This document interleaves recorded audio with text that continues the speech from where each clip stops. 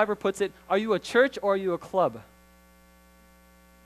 Because a club, you'll meet once a week. You'll pay your dues.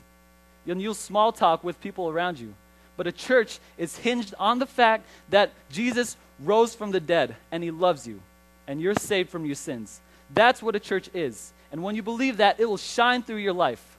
It should shine through your life. That's where you get the source of God's will. That's where you get that drive.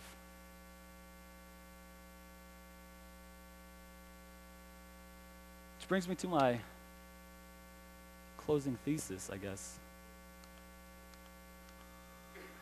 It's a big run-on sentence, but when you truly believe in the radical, immense intensity of God's love for you, it would make sense for you not to just come to church once a week, tithe 7% and cuss less, but rather yearn to display his love by doing God's will, which is the exact opposite of the world's will. As a result, setting you apart from this world, from those who do not believe and who will call you crazy because of your faith. And you will be left looking for someone who will stand with you, and that is the church. Fellow believers, because they too do God's will. In other words, family. Brothers and sisters who God has placed in your life to be so interconnected that for whatever reason, you can depend on them and them on you. That's what church is. We will be there for each other.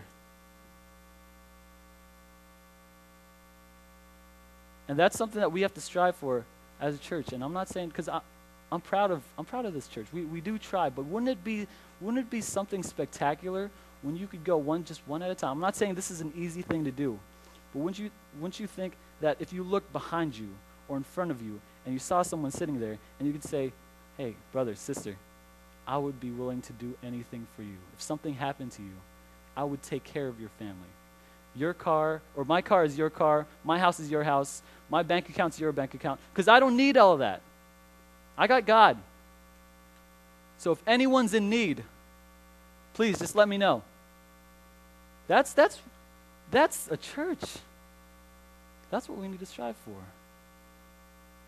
I'm not saying it's easy. But it's possible.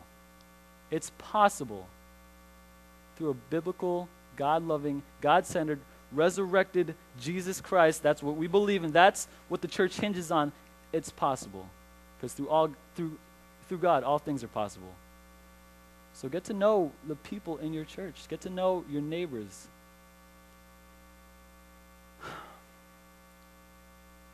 Because if you really believe in the resurrection, you'll extend love. It's only a matter of time. It's only a matter of time of God working in your heart, and just pray about it. Pray for God's will in your life. Which actually leads me to another point, is that so many times we ask God, what's your will in my life? And we don't ask him, what's your will for this afternoon?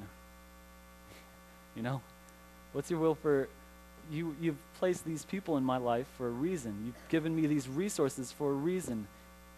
Give me wisdom so I can figure out what to do with it to give you the most glory. And then we wake up in the mornings and we think, I have an agenda. I got to get this done. I got to get this done. God, please guide me on what I need to do today and keep me safe. Instead of thinking that, why don't you think, God, what would you have me do today? And my agenda doesn't matter. What would you have me do this day? Help me use this day for your glory, because that's what matters in this world. If you need prayer, it's here. Just come to the front. But we're going to go ahead and close. Just thinking that, you're surrounded by brothers and sisters who you need to depend on, and they can depend on you.